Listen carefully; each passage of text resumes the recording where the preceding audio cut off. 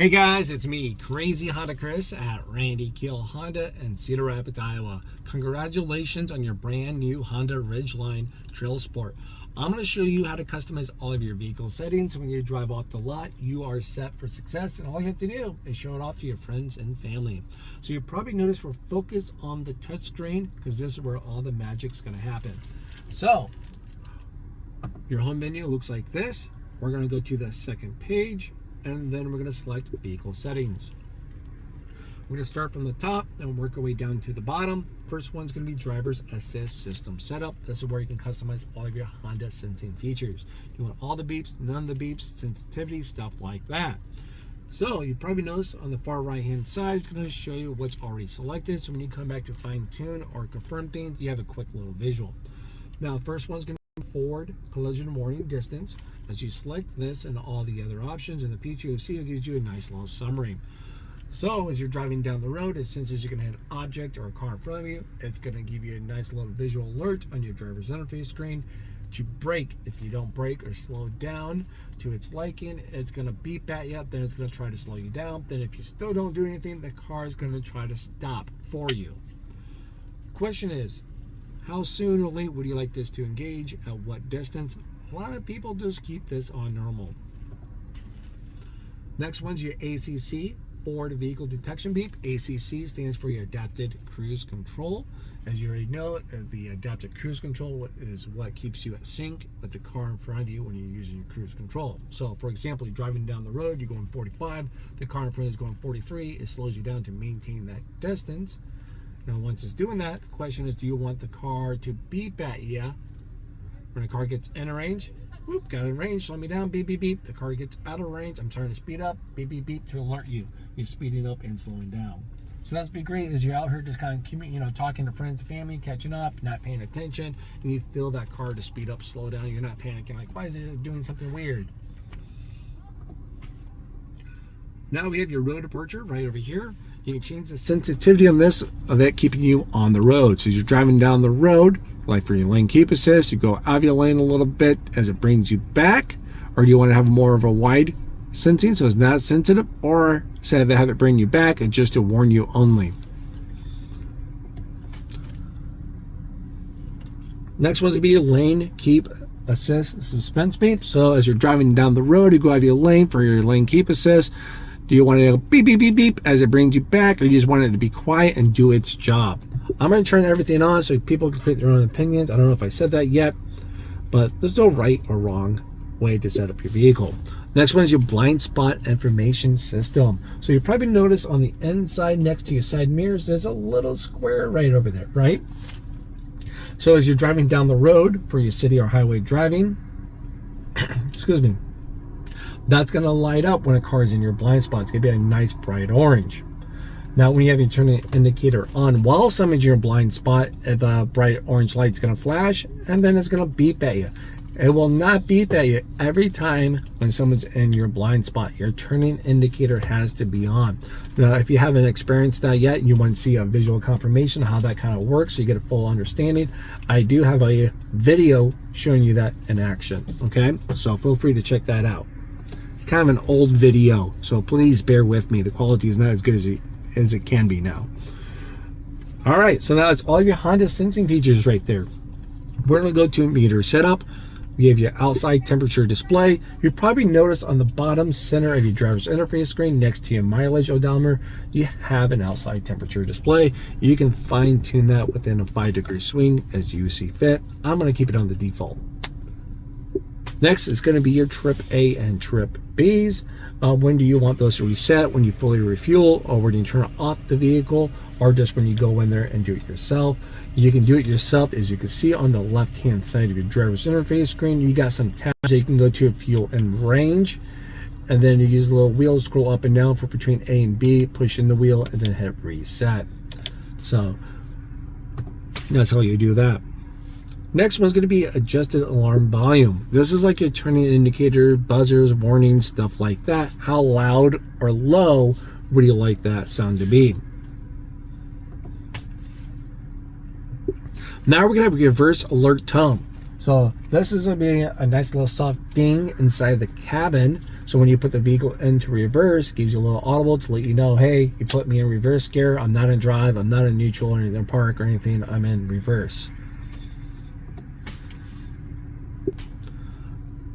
Next one's going to be a visual cosmetic coach. Is going to be our fuel efficiency backlight. So when you're driving down the road and you're being fuel efficient, next to your digital speedometer, there's going to be a green bar that will appear to let you know, good job, you're leveling up your fuel efficiency game, you know, getting those bad MPGs. So there we are. I like it on. I like the visual coach. I like to level up. Next one's your turn by turn. So you can see on your meter display as it pops up for your turn by turn, like when you're using Apple CarPlay and Android Auto. When you have that up there selected, it'd be kind of nice to have that option. Speed and distance, you know, miles versus kilometers. We'll keep it on miles as we're here in the US. You got your tachometer, tachometer, however you guys want to call it. That's going to be the little numbers you see on the left hand side of your driver's interface screen between 0 to 8. Just shows you the RPMs of the vehicle. Some people like to have it up there because it gives you a little more sporty vibe. So when you kind of go into different menus, it's always displaying.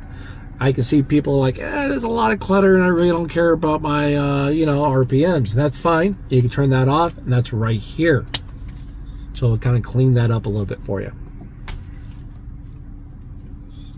Rear seat reminder. So this would be great. So let's say if I open up the back door before or after I turn on the vehicle to put cargo, passengers, or whoever's brave enough to tag along with me, then right to where I'm going, and I shut off the vehicle, boom, you can have this little icon on your driver's interface screen saying, hey, check rear seat, you know, so I'm not forgetting my cargo, my passenger, or who's silly enough to tag along and trust me from that point. Now that's everything underneath meter setup. We're going to go to driving position setup. So you got your memory position link. So you probably notice on the back of your key fob, you're going to have a driver 1 and a driver 2. So over here on your door, next to your door handle, you see there's a 1, 2, and a set. That's for your 2-seat memory. So with the memory link on, if I set up my seat memory to driver 1 and I save that, every time I walk in with driver 1, boom, it pulls up that setting for me. So that's nice. My wife and I don't have to argue about the seat positioning because they're drastically different for us. Now, next one's going to be your seat position movement at entry and exit. Pretty much what it says. So if I get into the vehicle, I open up the car door, you'll see the seat will move back a little bit, right? Or even when I turn off the vehicle, I open up the car door, the seat moves back a little bit, makes it easier to get out or in. And once I in and I turn on the vehicle, the seat will move up to that setting for me. So it makes it a little easier to get in and out of. All right. Keyless access setup. So you got your door unlock mode. So you have the key fob with you. It could be in your purse. It could be in your jacket, your pocket, gym bag, whatever the case might be. Just with you. You walk up, put your hand in the handle. Do you want all doors to unlock or just the driver's side door? Now, there is going to be a little delay when you put your hand in the handle to unlock it, or when to lock the vehicle. You can do it the same way. Do you want the lights to flash to let you know? All right, I'm unlocked. Go ahead, yank on the unlocked door handle. I have an 8-year-old. He loves yanking unlocked door handles. It's like his favorite hobby. So I can help him out. Lights flash. All right, go ahead and yank it. But now I can see him say, oh, I didn't see the lights flash, right? Well, let's help him out a little more, because now we're going to have the keyless access beep. Put my hand in the handle. There's a little delay. The light flash. And then you get a little beep, beep noise. So I'm, all right, there we go. Do your thing, buddy. Get in. Remote start. You want to keep it available at all times, or do you want to turn it off? I'll keep it available at all times. Your walk-away auto-lock feature.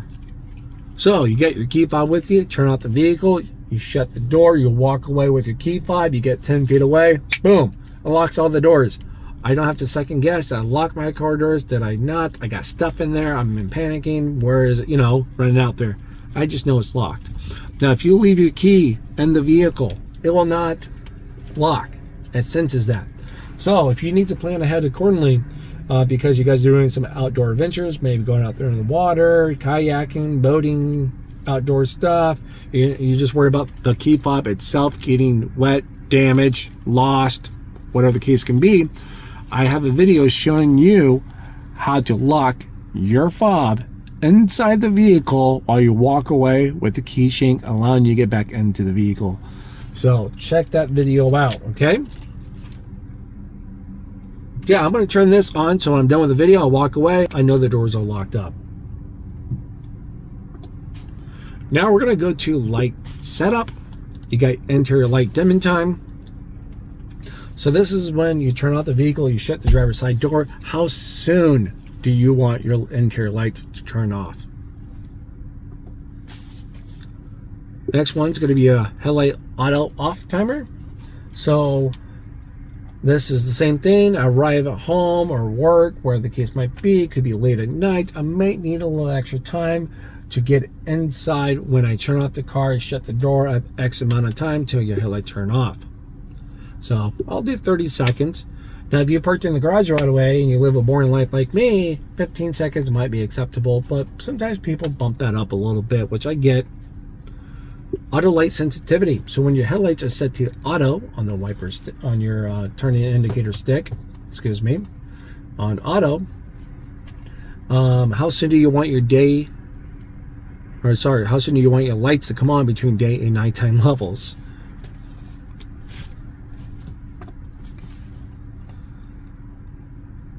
Now we have your auto headlight on when wipers on. So if your headlights are set to auto and when you're driving out there kind of during the day, it's a little overcast, and all of a sudden, boom, it dumps rain or snow stuff on you. So you turn on your wipers, your headlights will automatically come on.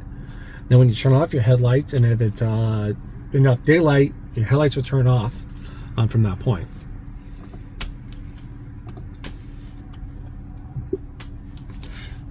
All right, so now we're going to go to door and window setup. You'll see the first one's going to be door.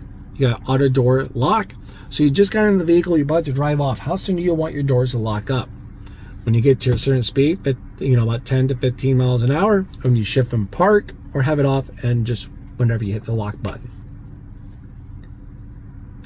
Next one's going to be our auto door unlock. So you're out and about, and you're right to wherever you're going. When do you want your doors to unlock? When you turn off the vehicle, when you shift to park, boom, doors locked.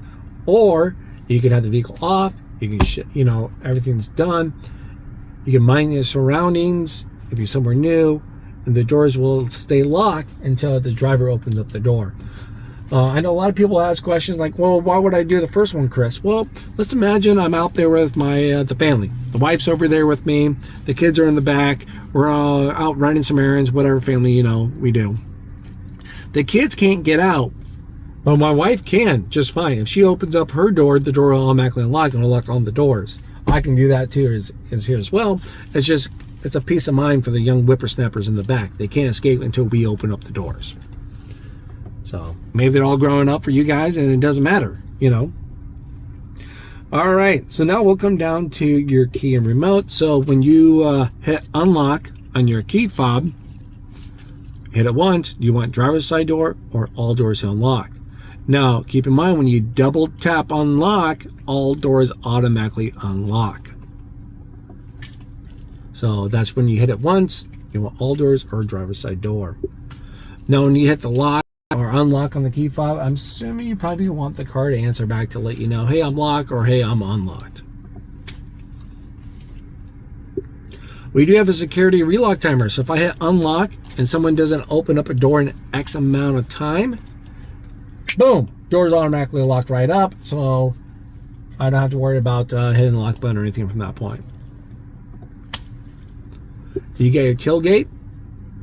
So if you guys get like a hardcover, tonneau cover, something back there, and you want to lock up that tailgate, you can sit up so when you hit lock on the key fob, your doors and that tailgate is all locked up, keeping your stuff out of reach. All right, so we got all that done. Getting distracted with the beautiful weather out here today. We'll come over to maintenance. So this is where you can do reset your oil change, any kind of recommended services, stuff like that. Pretty nice and easy. So yeah, so that's going to be your vehicle settings for your brand new Ridgeline TrailSport. If you guys found this video helpful, please do me a huge favor, because I do this on my free time. Hit that like, share with a friend and family, subscribe to the channel, you know, or share with someone that's in the market. It goes a long ways for me to continue doing this during my free time, okay? Well, I'll see you guys at the next video. Bye-bye.